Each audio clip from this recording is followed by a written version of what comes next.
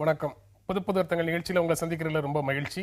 இன்றைய நிகழ்ச்சியில் பங்கேற்பதற்காக அனைத்து இந்திய அண்ணா திராவிட முன்னேற்ற கழகத்தின் காசிநாத பாரதி அவர்களும் காங்கிரஸ் கட்சியின் அமெரிக்கை நாராயணன் அவர்களும் நம்ம அரங்கத்துக்கு வந்திருக்கிறாங்க. வணக்கம். வணக்கம். தமிழ்நாட்டில் பூரண மதுவிலக்கை அமல்படுத்தணும் அப்படின்னு வலியுறுத்தி பாரதிய ஜனதா கட்சி சார்பாக நேற்று மாநிலம் முழுவதும் போராட்டங்கள் நடத்தப்பட்டன அப்படிங்கிறது செய்தி. அதே சமயத்தில் பாரதிய ஜனதா கட்சி என்ன செய்தாலும் தமிழ்நாட்டு மக்களுடைய ஆதரவை எந்த வகையிலும் பெற முடியாது அப்படின்னு தமிழ்நாடு காங்கிரஸ் கமிட்டி தலைவர் EVKS இளங்கோவன் பேட்டிலையும் சொல்றாரு. நீங்க முதல்ல இளங்கோவன் சொன்னது எப்படிங்கிறத அவற்றை விளக்கம் வாங்கிக்கலாம். நீங்க மதுக்கடைகளை மூடக்கோரி அரசியல் கட்சிகள் நடத்தக்கூடிய போராட்டங்களுக்கு தமிழ்நாடு அரசு என்ன நிலை எடுத்திருக்குது அப்படிங்கிறத சொல்லணும்ல. நீங்க எதுவுமே சொல்லாம இருக்கீங்களே. அதாவது தமிழிசை சவுந்தரராஜன் அவர்கள் EVKS இளங்கோவன் சொல்றது உண்மைதான். ரெண்டு பேரும் அறிக்கையின் மூலம் மட்டும் அரசியலை நடத்தி கொண்டிருப்பவர்கள் தமிழக அரசியலில்.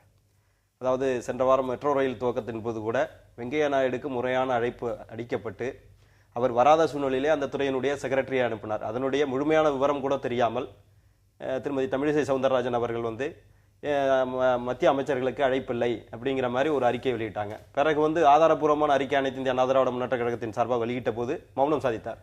இது ஒரு முழுமையான ஆதாரங்களை எடுத்துக்கொள்ளாமல் ஏதாவது ஒரு குற்றச்சாட்டை சொல்வது என்பது அவருடைய வாடிக்கையாகிவிட்டது. இன்றைக்கு மதுவிலக்கை பொறுத்தவரை இன்றைக்கு 60,000 கோடி ரூபாய் வருமானம் கொண்டிருக்கிறது. இதை வைத்து பல்வேறு நலத்திட்டங்கள் செயல்படுத்தப்பட்டு கொண்டிருக்கின்றன. அதற்கு மாற்று இன்றைக்கு தீர்வு அதற்கான முழு பூர்வாங்க விசாரணைகள் நடந்து கொண்டிருக்கிறது. அதாவது மைன்ஸ் அண்ட் மினரல்ஸில் கொண்டு வர முடியுமா என்பதற்கு அரசு துறை ரீதியாக அதுக்கான இதுவும் நடந்து கொண்டிருக்கிறது. அதனால உடனடியாக இவர்கள் நினைப்பது போல் லட்சக்கணக்கான அதில் லேபர்ஸ் எம்ப்ளாயீஸ் இருக்காங்க. உடனடியாக இன்றைக்கு சொல்லி நாளைக்கு மூடுகின்ற விஷயம் கிடையாது. இன்றைக்கு இதே போராடி கொண்டிருக்கக்கூடிய தமிழிசை சவுந்தரராஜனுடைய தந்தையார் குமரியானந்தன் அவர்கள் கள்ளுக்கடைகளை நிர்வாகத்திலேயே வேலை செஞ்சிட்டு இருக்கிற லட்சக்கணக்கான எம்ப்ளாயீஸை ஒரு நாள் இரவுல வீட்டுக்கு அனுப்ப முடியும் அப்படின்னு நினைக்கிற ஒரு அரசு மது தொழிற்சாலைகள்லயும் மது கூடங்கள்லயும் லட்சக்கணக்கான தொழிலாளர்கள் வேலை செய்யறாங்க அப்படின்னு கருணையோட பார்க்குதுன்னா சபார்டினேட் சர்வீஸ் ரூல்ஸ் படி அதனுடைய தலைமைக்கு கீழ்ப்படியாதவர்கள் எந்த லட்சக்கணக்காக இருந்தாலும் கோடிக்கணக்கான எம்ப்ளாயா இருந்தாலும் அனுப்பிதான் ஆகணும். வேற வழி கிடையாது. ஏன்னா சர்வீஸ் ரூல்ஸே அது மாதிரி தான் சொல்லுது. அதனால அந்த இடத்துக்கு நம்ம போக வேண்டியதில்லை. கள்ளுக்கடைகளை திறக்க வேண்டும்னு இவருடைய தந்தையார் குமரியானந்தன் தான் போராட்டத்தை நடத்தி கொண்டிருக்கிறார். இவர் மதுக்கடைகளை மூடணும்னு சொல்றாரு. அது எப்படின்னு தெரியல. ஆனா அதற்கு மாற்று முடிவுகள் இன்றைக்கு இல்ல மாற்று முடிவுகளை பற்றி இன்றைக்கு புரியுது. நான் பேசுறேன். மாற்று முடிவுகள் இன்றைக்கு தீர்மானிக்கப்பட்டு கொண்டிருக்கின்றன. அது பற்றிய விசாரணை நடந்து கொண்டிருக்கிறது. மைன்ஸ் அண்ட் மினரல்ஸ் கனிமூலத்தின் மூலமாக பெற முடியுமாங்கிறத இது பண்றாங்க. மாற்று முறைகள் யோசிக்கப்பட்டு கொண்டுதான் இருக்கின்றன கருத்தை பதிய வைக்கும். மாற்று முறைகள் யோசிச்சுட்டு இருக்காங்க அப்படின்னு சொல்றாரு. இவர் விஷயம் தெரிஞ்சுதான் பேசுறாரான்னு தெரியல. அதாவது குமரியானந்தனுடைய வாழ்க்கை பூரா மதுவிலக்கும் கள்ளுக்கடைகளுக்கு எதிராக பேசுறாரு. கள்ளுக்கடைகள் திறக்க சொல்லல. அவரு பண இதுல இருந்து இறக்கக்கூடியது. அது கல்லுக்கு இதுக்கும் வித்தியாசம் தெரியாது பேசுறாரு. இல்ல அதாவது ஒரு பேசச்சே நிதானம் பேசணும். கல்லுக்கும் பதநீருக்கும் வித்தியாசம் இருக்குங்க. ரெண்டுக்கும் வித்தியாசம். குமரியானந்தன் கள்ளுக்கடைகள் திறக்க சொன்னா சிரிப்பாங்க. ஒரு நிதானம் வேணும். இவர் எதை பத்தி பேசுறது தெரியாம யாரை பத்தி கண்டுபிடிப்பீங்களா? நீங்க மட்டும் எல்லாருமே கிராமத்துல வந்திருக்காங்க. கல்லுக்கும் பதநீருக்கும் வித்தியாசம் உண்டு. கல்லுங்கிறது போதையை தருவது, பதநீர் என்பது போதையை தராது. முதல்ல விஷயங்களை புரிந்து கொள்ளுங்க. குமரியானந்தன் என்றைக்குமே கல்லுக்கோ மதுவுக்கோ ஆதரவு தெரிவித்ததில்லை என்பதை தெளிவாக புரிந்து கொண்டு பேசணும். இந்த மாதிரி தவறான விஷயங்கள் அதிமுக அவங்கள சொன்னீங்க. உங்களுக்கு ஒரு விஷயம் தெரியுதான் தெளிவா பேசுங்க. நீங்க பேச நான் குறுக்கிடல. இரண்டாவதாக நீங்க உங்களுக்கு நேரம் வரும் பேசுங்க. இல்ல எனக்கு தெரியல. கள்ளுக்கடைகளை திறக்க வேண்டும் தான் குமரியானந்தன் இது பண்ணாரு. கல்லுக்கு என்ன வித்தியாசம் அவர் சொல்றாரு எனக்கு தெரியல. கள் விற்பனைக்காக கள் விற்பனையை அரசு அனுமதிக்க வேணுங்கிறதுக்காக கள் இறக்கும் போராட்டம் அவர் குமரியானந்தன் நடத்தினாரா? குமரியானந்தன் மதுவிலக்கு கோரிக்கைக்காக மதுவிலக்கு கோரிக்கையை முன்னிறுத்திக்கிட்டு இருக்காரு. ஆனா கள்ளுக்கடைகளை திறக்கணுங்கிறதுல அவர் கோரிக்கை தான் திறக்க வேண்டும் என்று குமரியானந்தன் பேசவில்லை.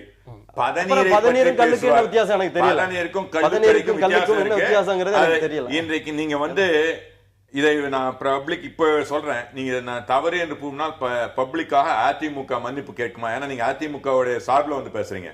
மன்னிப்பு கேட்குமா? சொல்லுங்க பாக்கலாம். கள்ளுக்கடைக்கு ஆதரவாக பேசினார் என்று கூறியுள்ளீர்கள். நான் வந்து ப்ரூவ் பண்ணிடுறேன். அதிமுகவின் சார்பாக நீங்கள் பேசுகிறீர்கள், அபிஷியல் பனைமரத்திலிருந்து இறக்கப்படுவதுதான் தெளிவான பதில் சொல்லுங்க. குமரியானந்தன் மேல தவறான குற்றச்சாட்டு. சரி, குமரியானந்தன் மேல சரியான தவறான குற்றச்சாட்டு. பாரதிய ஜனதா கட்சிக்கு தேசிய அளவுல மதுவிலக்கு தொடர்பான ஒரு கொள்கை இருக்குதா அப்படிங்கிறது வேற விஷயம். அது வேற விஷயம். பாரதிய ஜனதா கட்சி ஆளும் மாநிலங்கள்ல மதுக்கடைகள் மூடப்பட்டிருக்குதா, மதுவிலக்கு நடைமுறைப்படுத்தப்பட்டிருக்குதா அப்படிங்கிறது வேற விஷயம். நாங்களும் மதுக்கடைகளை மூட வேண்டும் என்று கோரிக்கை தமிழ்நாட்டில் மட்டும் காங்கிரஸ் கட்சியாக இருந்தாலும் சரி, பாரதிய ஜனதா கட்சியாக இருந்தாலும் சரி, மதுவிலக்குங்கிற கோரிக்கையை முன்வைத்து போராட்டங்களை நடத்துவது அப்படிங்கிற நடைமுறையில இருக்கீங்க. அதிமுகவோ திமுகவோ ஒரே ஒரு மாநிலத்திற்கு அவங்க வந்து குண்டாஞ்சேட்டில் குதிரை ஓட்டுறாங்க. ஆனால் அவங்க தமிழ்நாட்டுக்கு மட்டும் அவர்கள் மட்டும்தான் பேச வேண்டும் என்று கேள்வி எழுத முடியாது.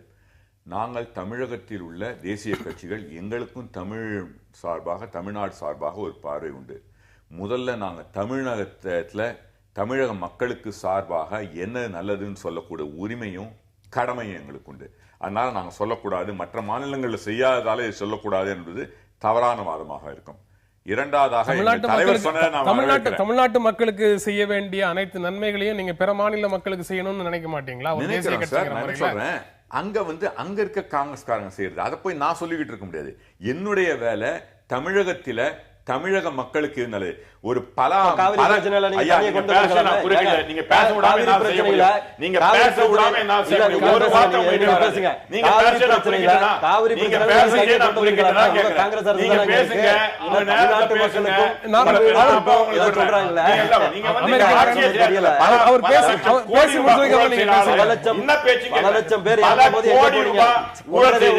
அடித்தட்டு ஏழை மக்களுடைய வயத்தில் அடிக்கிறீங்க.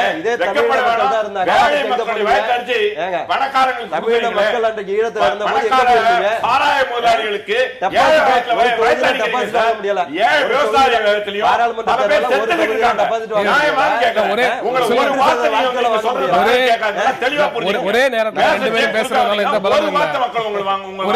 ஒரே நேரத்தில் ரெண்டு பேரும் பேசுறதுனால பலன் இல்ல.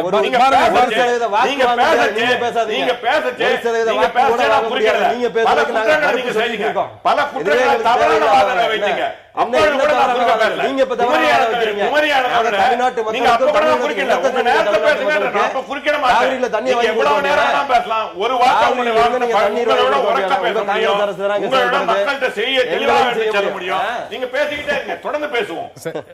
நீங்க சொல்லுங்க, இளங்கோவன் வந்து என்ன செய்தாலும் ஆதரவை பெற முடியாது, தமிழ்நாட்டு மக்களுடைய ஆதரவை பெற முடியாது.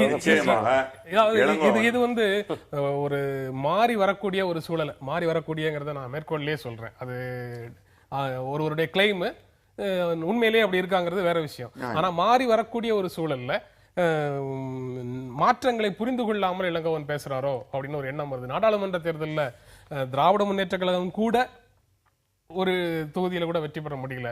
ஆனா திமுகவோ அண்ணா திமுகவோ இல்லாத ஒரு கூட்டணியில பாரதிய ஜனதா கட்சி ஒரு தொகுதியில வெற்றி பெறுது. அதாவது அவங்க கூட்டணியில பாமக இன்னொரு தொகுதியில வெற்றி பெறுது. அது வேற காரணம், வேற விஷயங்கள்னு தனியா விட்டு அப்படின்னு நீங்க பதில் சொல்லுவீங்கிறனால அதை நான் விட்டுறேன். பாரதிய ஜனதா கட்சி ஒரு தொகுதியில வெற்றி பெறுது. அதாவதுங்க, அங்கு பாரதிய ஜனதா கட்சி தோல்வி, நாங்க வந்து தனியாக நின்றோம் தெளிவா. நீங்க தனியாக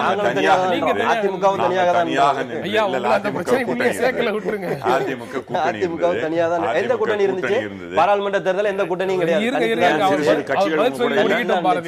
சரத்குமார் அவங்க கூட பாரதி அவர் பதில் சொல்லி முடிக்கட்டும். அவர்கிட்ட கேட்கிற கேள்விகளுக்கு அவர் பதில் சொல்லி முடிக்கட்டும். நீங்க தயவு செய்து கொஞ்சம் பொறுமையாக இருங்க. இதை பொறுத்த வரைக்கும் நாங்கள் அங்க 2வது இடத்துல தனியாக நின்றே வந்தோம், இது அவங்க ஜெயிச்ச இடத்துல. அதனால இது வந்து அவங்களுக்கு வந்து தமிழகத்தை பொறுத்தவரை ஒன்றுமே இல்லைன்றதுல எந்த விதமான சந்தேகமும் வேண்டாம். இன்றைக்கு ஒன்றும் இல்லை, கர்ம வீரர் காமராஜரை அடித்தவர்கள், அவர்கள் வீட்டுக்கு தீயிட்டு கொளுத்தியவர்கள் காமராஜருக்கு சொந்தம் கொண்டாடுறாங்க. இது என்ன தர்மம்னு கேட்கிறேன். அதாவது தமிழ்நாட்டில் காமராஜரை விமர்சிக்காத பிரதான அரசியல் கட்சிகள் ஏதாவது இருக்கா? தமிழ்நாட்டில் காமராஜருக்கு விமர்சிக்காதவர்கள் நான் மறுக்கல, ஆனா அவர்கள் எங்களது தலைவர்னு கொண்டாட முடியாது. அதுதான் நான் சொல்றது. நீங்க வந்து காமராஜர் பல நல்லவை செய்தார், அதுல வந்து நீங்க சொல்லுங்க, காமராஜர் புகழ்பாடுங்க, நான் வேணாம்னு சொல்ல. ஆனா காமராஜரை நீங்க கொண்டாடுற சொந்தம் கொண்டாடுங்க. காமராஜருடைய நீ இப்ப வேணும் அப்படி ஒண்ணு செய்யுங்க, காமராஜர் நீங்க சொந்தம் கொண்டாடினா RSS கூட நாங்க இல்ல, RSSக்கும் எங்களுக்கு சொந்தம் இல்லைன்னு சொல்லுங்க. அவங்க RSS வந்து காமராஜர் வீட்டை தீயிட்டு கொளுத்தினார்களா இல்லையா? இவர் மேல எல்லா சாமியார்களையும் பசுவதைன்னு போய் டெல்லியில் அடிச்சாங்களா இல்லையா? இதெல்லாம் உண்மைதானே? அப்ப எப்படி இவர்கள் காமராஜருக்கு போய் இது சொந்தம் கொண்டாட முடியும்ன்றது எங்களுடைய கேள்வி. 100% காப்புரிமை காமராஜர் தொடர்பாக உங்களுக்கு தான் இருக்கு. நிச்சயமாக அது சந்தேகம் பாரதிய ஜனதா கட்சி பயன்படுத்தவே முடியாது. நிச்சயமாக எந்த கட்சியுமே பயன்படுத்த முடியாது. அவர் சொல்லலாம் காமராஜர் புகழப்படலாம், நாங்க கூட சொல்றோம் எம்ஜிஆர் நல்லது செஞ்சான்னு சொல்றோம். எம்ஜிஆருக்கு நாங்க சொந்தம் கொண்டாட முடியுமா? சரி, அது போலதான் அது. எம்ஜிஆருக்கு காங்கிரஸ் கட்சி சொந்தம் கொண்டாட முடியாது, அதே போல காமராஜருக்கும் பாரதிய ஜனதா கட்சி சொந்தம் கொண்டாட முடியாது அப்படிங்கிறது காங்கிரஸ் கட்சியினுடைய நிலை. ஆனால் மதுவிலக்கு தொடர்பாக யார் போராட்டம் நடத்தினாலும் நேரடியாக பதில் சொல்வதிலிருந்து மாறி நீங்க அந்த போராட்டம் குறித்து அந்த போராட்டத்தை நடத்தியவர்கள் மேலையும் அந்த அறிக்கைகளை வெளியிட்டவர்கள் மேலையும் மதுவிலக்கு கோரிக்கையை வலியுறுத்துபவர்கள் மேலையும் அவதூறு செய்யற மாதிரியோ அல்லது அவர்களுடைய பிற தவறுகளை சுட்டி காட்டுற மாதிரியோ தான் நீங்க எல்லா இடங்கள்லயும் உங்களுடைய வாதங்களை முன்வைக்கிறீங்க. இல்ல அப்படி ஒண்ணும் எனக்கு தெரியல. அப்படி இல்ல நீங்க பேசுனது இல்லன்னு சொல்றீங்க. எங்கெங்கெல்லாம் பேசுனீங்கன்னா உங்ககிட்ட இப்ப எடுத்து சொல்ல போறது இல்ல, எடுத்து சொல்ல போறது ஏன்னா தொடர்ந்து எல்லா நிகழ்ச்சிகளையும் பார்த்துட்டு இருக்கிறவங்களுக்கு தெரியும் அது. அதனால நான் அப்படிலாம் சொல்ல போறது இல்லை. ஆனா நீ அது சரியான அணுகுமுறையா அப்படிங்கறத உங்களுடைய பார்வைக்கு உங்களுடைய கவனத்துக்கு கொண்டு வர.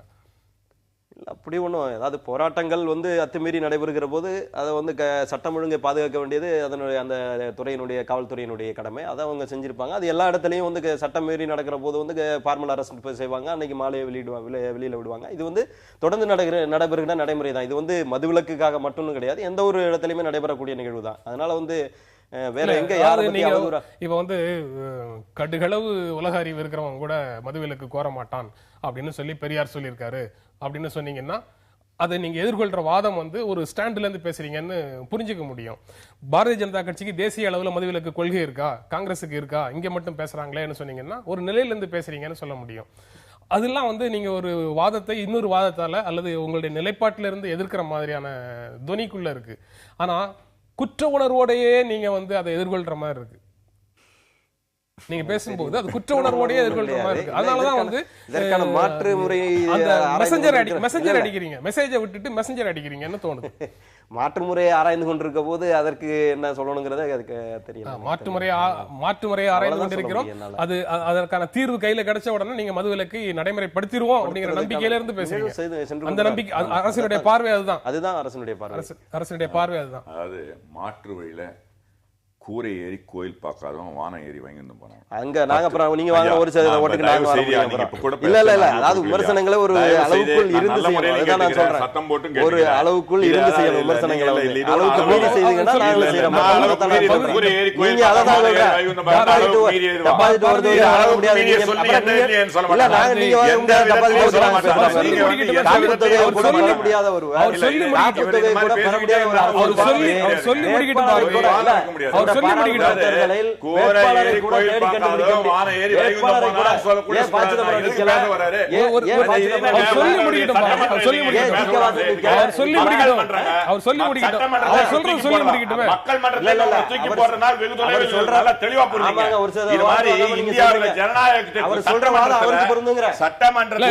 நீங்க ரெண்டு பேருமே அவர் பேசுறத நீங்க அனுமதிக்க மாட்டேங்கிறீங்க. நீங்க பேசுறத அவர் அனுமதிக்க மாட்டேங்கிறீங்க. தொடர்ந்து பாரதி இப்படித்தான் நிகழ்ச்சி நடக்கும், இப்படித்தான் நிகழ்ச்சி நடக்கும், தொடர்ந்து பேசுறதுல எந்த பொருளும் இல்ல.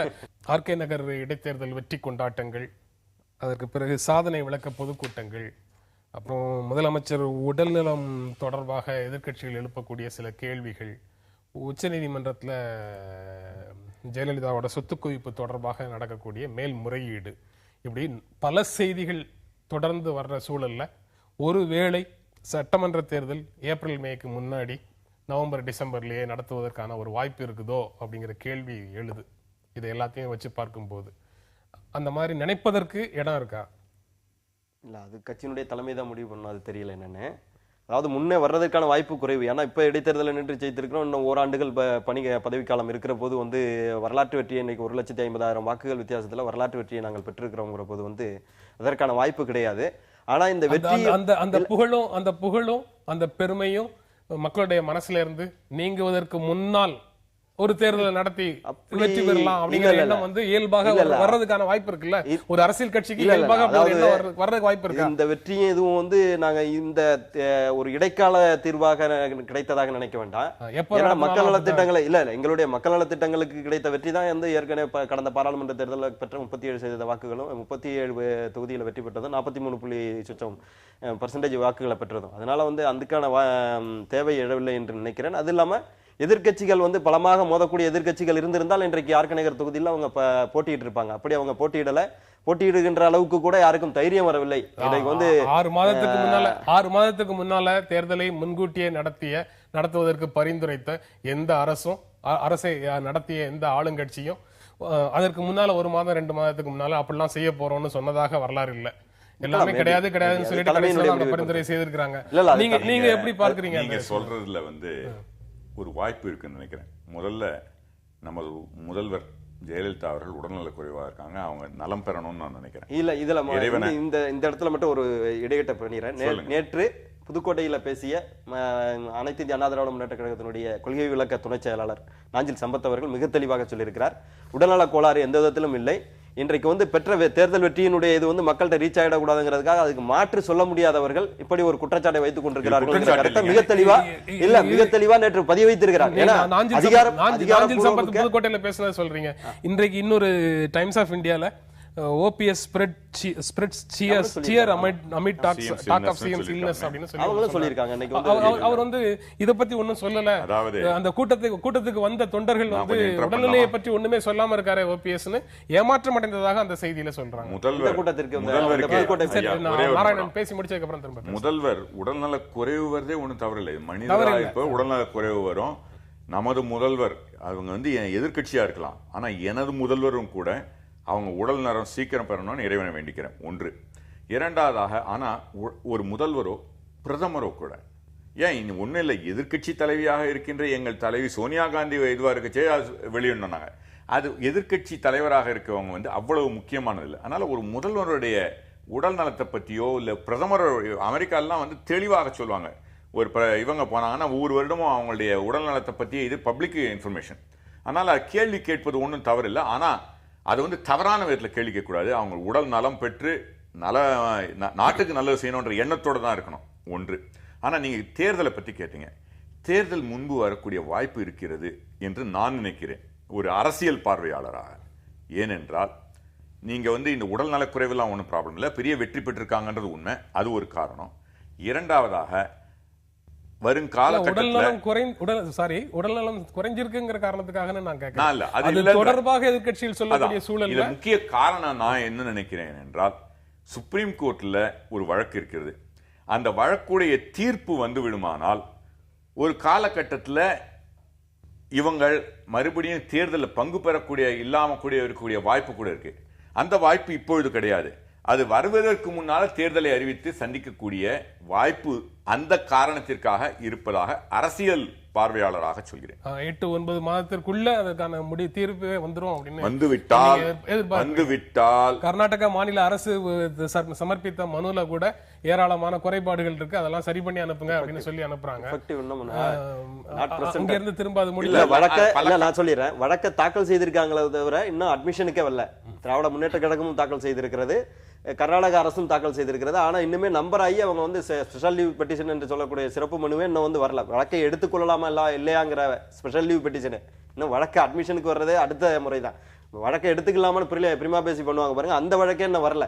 அதுல வரலங்கிறது உண்மைதான். ஆனா பாரதி இன்னொரு விஷயத்தையும் சேர்த்து நம்ம பார்க்க வேண்டியது, வியாபம்ல வந்து ஒரே நாள்ல தீர்ப்பு சொன்னாங்க. வியாபம்ல ஒரே நாள்ல தீர்ப்பு சொன்னாங்க.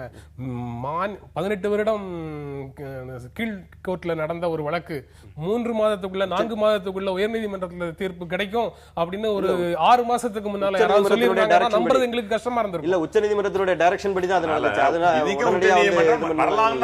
உச்சநீதிமன்றத்தினுடைய டைரக்ஷன் படி தான் 3 மாசத்துக்குள்ள முடிக்கிறது. அரசியல் பார்வையாளராக சொல்கிறேன், இது வரக்கூடிய வாய்ப்பு இருக்குன்னு தான் சொல்றேன். வந்து விடும்னு சொல்லல, வர முடியாதுன்னு நீங்க சொல்ல முடியாது. அட்மிஷனே எடுத்துக்கலங்கறத சொல்லலாம். சரி, அட்மிஷனே எடுத்துக்கல. நீங்க அது ஸ்பெஷல் லீவ் பெட்டிஷன் SLP வந்து எப்படி ஆகுங்கிறது எல்லாம் வேற விவாதத்துக்குரிய வேற விஷயம். ஆனா அதையெல்லாம் பார்க்கும்போது வருவதற்கான வாய்ப்பு இருக்கு அப்படின்னு அவர் சொல்றாரு.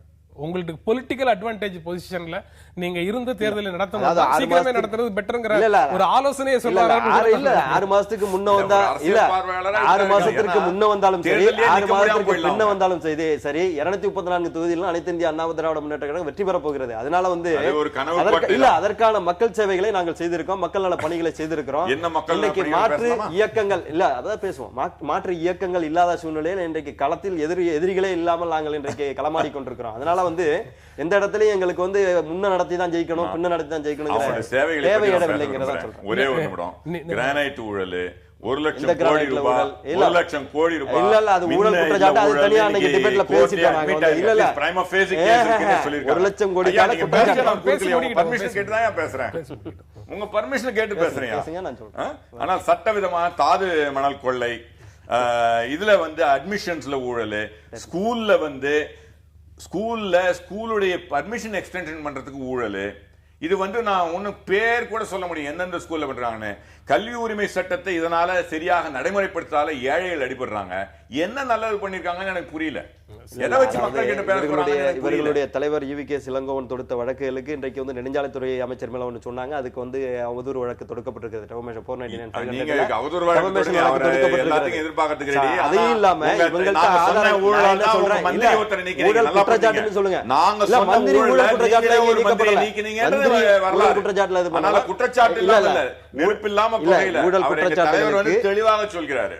ஊழல் குற்றச்சாட்டுகளுக்கு ஆதாரம் இருந்தால் இவர்கள் மக்கள் மன்றத்திலே ஆமா, அதான் உங்களை போய் போன்ற கவர்னர் பத்திரிகையாளர்களை வெளியிடட்டுமே. சரி, நீங்க வந்து பேல்ட் அலிகேஷனா வந்து மொட்டையா சொல்லிட்டு இருக்கிறதுல நீங்க ஒண்ணுமே இந்த கிடையாது. ஆதாரம் தேர்தல் இல்லாம. தேர்தல் நடத்துவதற்கான வாய்ப்பு இல்லைன்னு சொல்றீங்க. வாய்ப்பு இல்ல, இல்லைன்னு முன்ன நடத்தி தான் நாங்க ஜெயிக்கணுங்கிற அவசியம் கிடையாது. எப்ப நடத்தினாலும் ஜெயிக்க எப்ப போறோம். நடத்தினாலும் ஜெயிக்க போறோம்.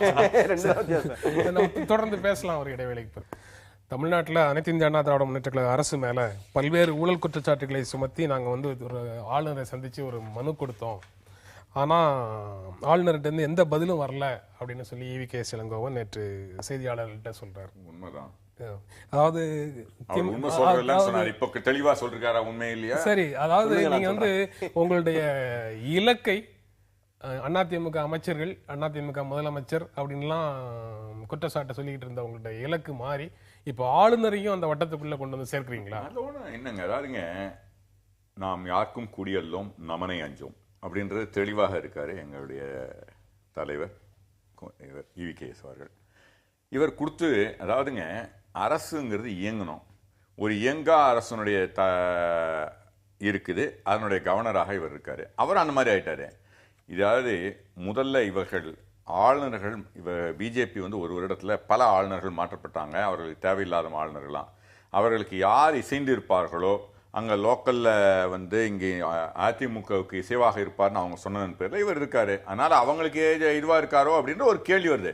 பாத்தீங்கன்னா இதுல யாதவ் மத்திய பிரதேஷ்ல அந்த யூபிஎஸ்லாம் விட்டாரு. ஆனா விலகி இருக்கணும்.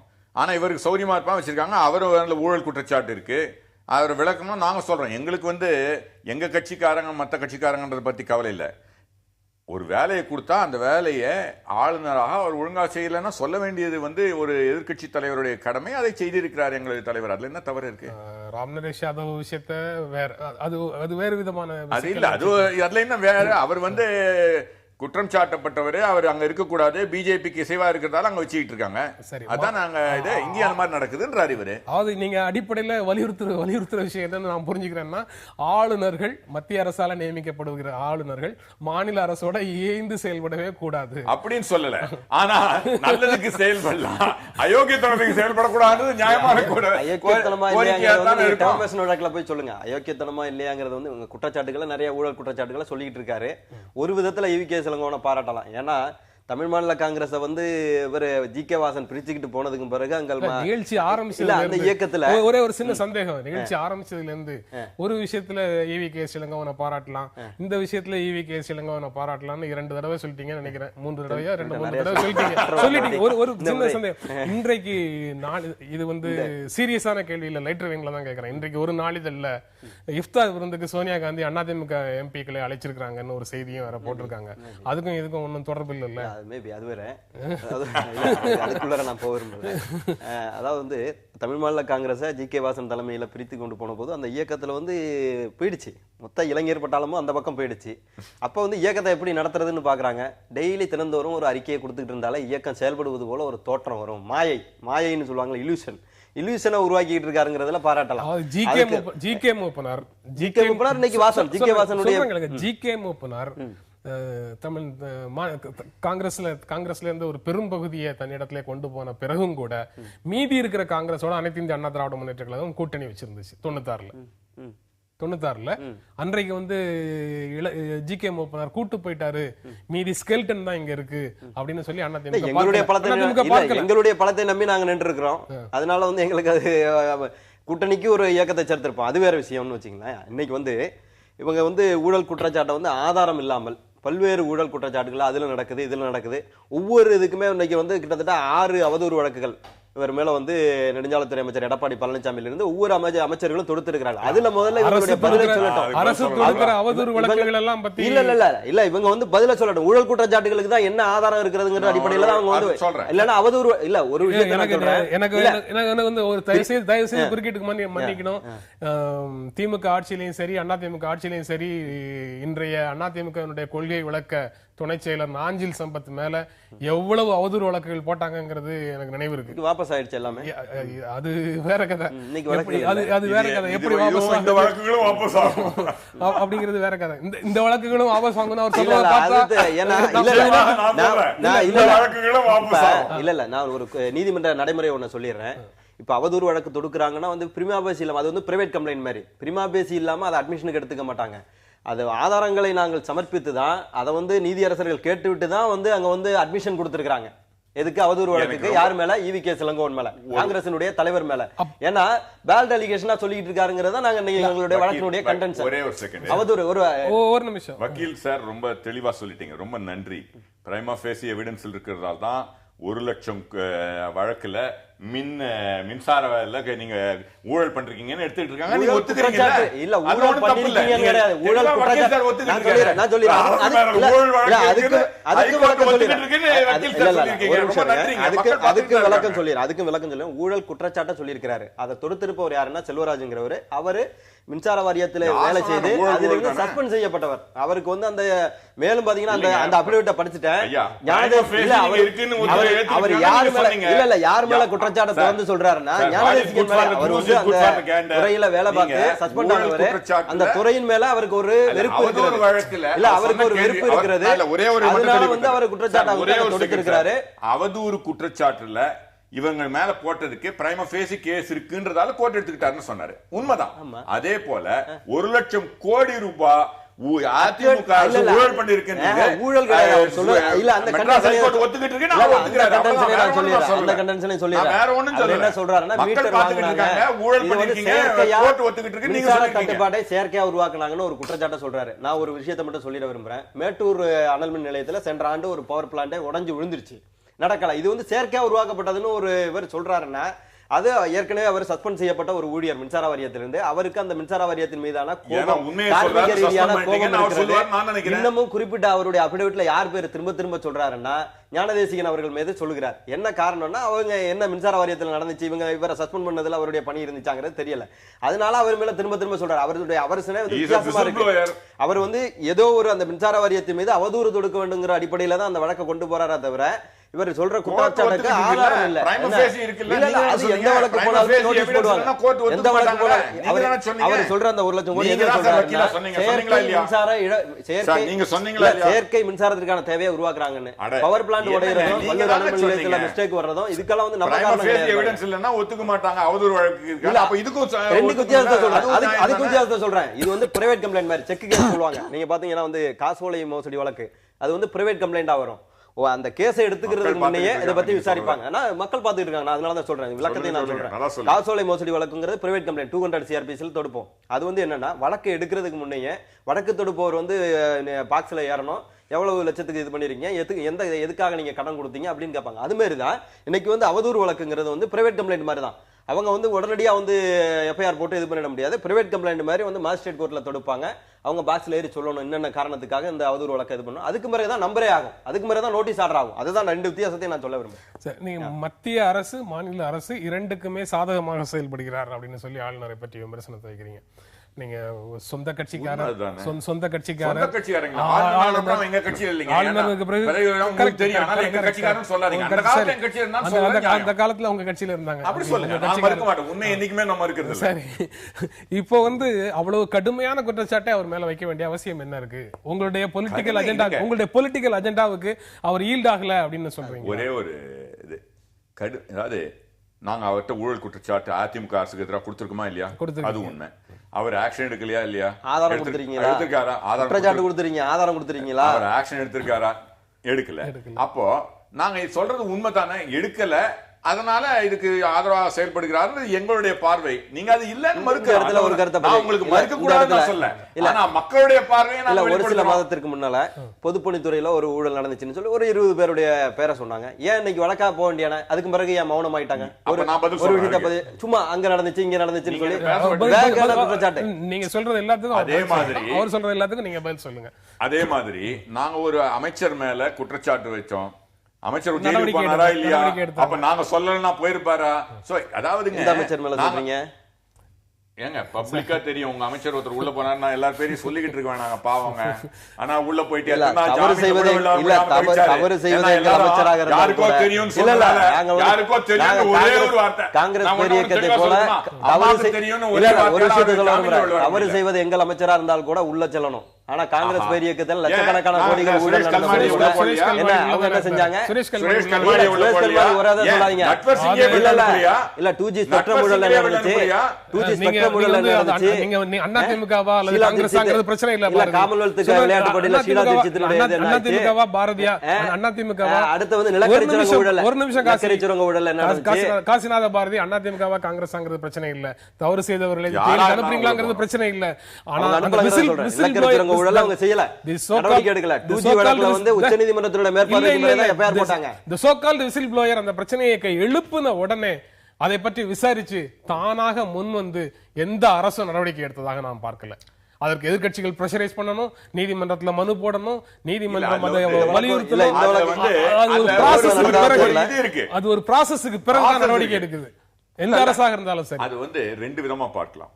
ஒன்று வந்து இன்றைய காலகட்டத்தில் சில நேரங்கள்ல சில ஒண்ணும் தெரியாத ஆளுங்கள்லாம் கூட குற்றம் சாட்டலாம், அதனால விளையாடுறதே அரசே இயங்க முடியாத மாதிரி ஆயிடும். அதனால அது ப்ராசஸ் இருக்கணுங்கிறது ரைட்டு.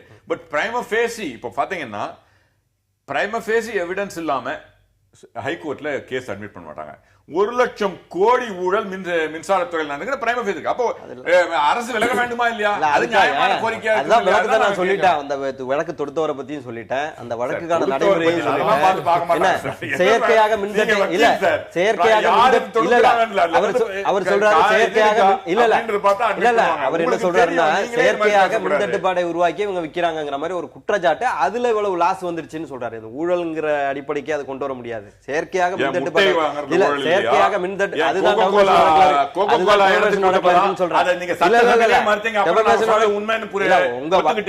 உங்களுடைய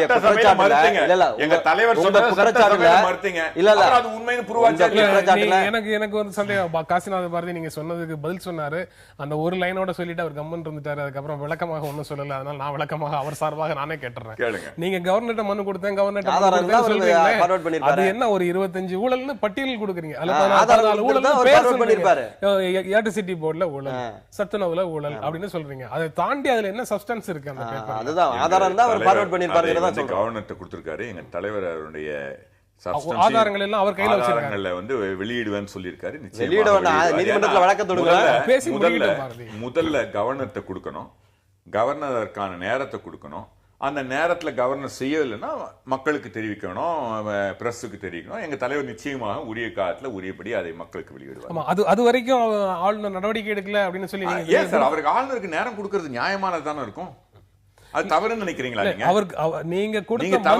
நீங்க கொடுத்த மனுவின் அடிப்படையில நடவடிக்கை எடுக்கக்கூடிய மனுவாக அந்த மனு இல்ல அப்படிங்கறது நினைக்கிறோம். ஆளுநர் அட்லீஸ்ட் வந்து சொல்லட்டும். பப்ளிக் ஆளுநர் ஒரு ஸ்டேட்மெண்ட் சொல்ல முடியாதுங்க.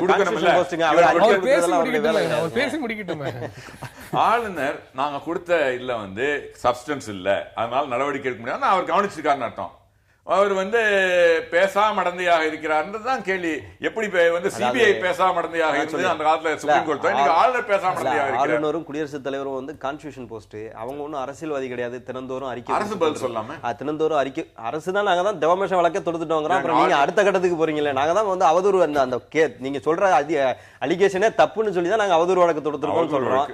ஏன்னா அதுல வந்து பிரிமா பேசி இருந்து ஆதாரம் இருந்துச்சுன்னா ஒண்ணு நீங்க மக்கள் மன்றத்துல வெளியிடலாம், அப்படி இல்ல நீதிமன்றத்துக்கு போங்களேன், வெளியிடுவோம். உங்கள்ட்ட ஆதாரம் இல்லாததுனாலதான் ஆளுநர் வந்து அதை அனுப்பலன்னு சொன்னாலே அதனுடைய மௌனத்தினுடைய அறிகுறி என்னன்னா அதுல ஆதாரம் இல்லைன்னு அர்த்தம். அவர் வந்து அறிக்கை கொடுத்துட்டு இருக்க மாட்டாரு. ஆளுநர் வந்து ஈவிகே இளங்கோவனுக்கு அறிக்கை மறுப்பு அறிக்கை எல்லாம் கொடுத்துட்டு இருக்க மாட்டாரு. அதை வச்சு அரசியல் பண்ணலாம் நீங்க சொல்லுவீங்க, அதை வச்சு அரசியல் பண்ணிக்கலாம் நீங்க நினைக்காதீங்க. மக்களை எப்படி ஏமாத்தினீங்க இந்த அதிமுக அரசுன்றதுக்கு ஒரு எடுத்துக்காட்டு சொல்றேன்.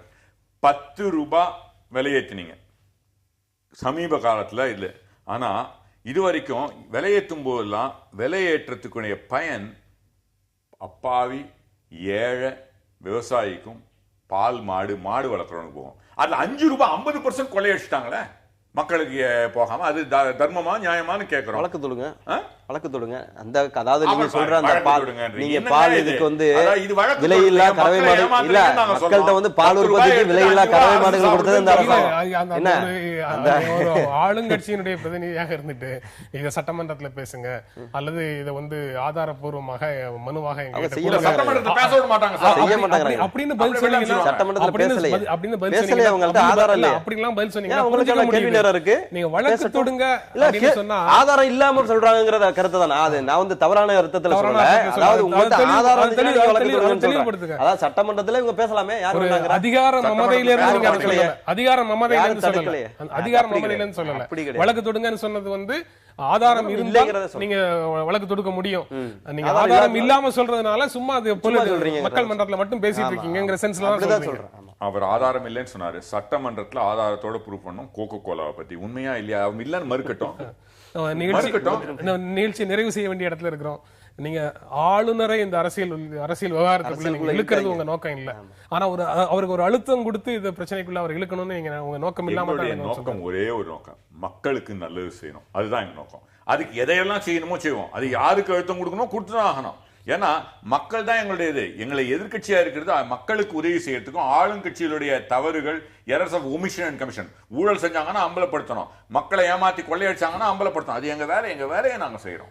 செய்ததையும் அரசு செய்யறதையும் செய்ய தவறியதையும் எடுத்து காட்ட வேண்டியது ஒரு எதிர்கட்சியாக எங்களுடைய பணி. அதை நாங்க செய்யறோம் அப்படின்னு சொல்றாங்க. மக்கள் மட்டுமே நோக்கமா இருந்தா இவங்க காவிரி பிரச்சனையில காங்கிரஸ் கவர்மெண்ட் தான் அங்க இருக்கு, பேசி இவங்க தண்ணியை கொண்டு வரலாம். அடுத்து வந்து ஈழத்துல லட்சக்கணக்கான மக்கள் இருந்தபோது இவங்க மக்களுக்காக பேசி இருக்கலாம். அடுத்து வந்து ஆளுநருங்கிறவங்க வந்து கான்ஸ்டிடியூஷன் போஸ்ட் அங்க அதிமுக நியமிக்கல, பாரதிய ஜனதா கட்சியினுடைய இதுல தான் கண்டினியூ ஆகிட்டு இருக்காங்க. அதனால வந்து ஆளுநர் மேலையும் குற்றச்சாட்டு சொல்வதுங்கிறது கோபத்துல உள்ளவங்க வந்து எல்லார் மேலையும் கோபத்தை காட்டுற மாதிரி வந்து ஆளுநர் மேலையும் காட்டியிருக்காரு, அடுத்து குடியரசுத் தலைவர் மேலையும் காட்டுவாரு. குற்றச்சாட்டு சொல்வதற்கு அப்பாற்பட்டவர்கள் ஆளுநர்களா அப்படின்னு இல்ல நீங்க யோசிச்சு பாருங்க. இல்ல நீங்க யோசிச்சு பாருங்க, தனி டிபேட்ல நம்ம பேசிக்கலாம். ஆனா வந்து இவருடைய அரசியல் கோபத்துக்கு வந்து எல்லாரையும் இவர் இழுக்கிறாருங்கிறதா நாங்க சொல்றோம். நீங்க வந்து டெவமேஷன் வழக்குல உங்களுடைய வாதத்தை வச்சு நீங்க வாங்கலாம், யார் வேண்டாங்கிற. நீங்க ஆளுநரை பத்தி கடந்த காலத்துல என்ன சொன்னீங்க, பர்சனலா எவ்வளவு தாக்கினீங்கன்னு வரலாறு. இந்த நிகழ்ச்சியில தனி டிபேட் இந்த நிகழ்ச்சியில பங்கேற்று உங்களுடைய கருத்துக்களை பகிர்ந்து கொண்டதற்கு எங்கள் நெஞ்சார்ந்த நன்றி. மீண்டும் சந்திப்போம். நன்றி, வணக்கம்.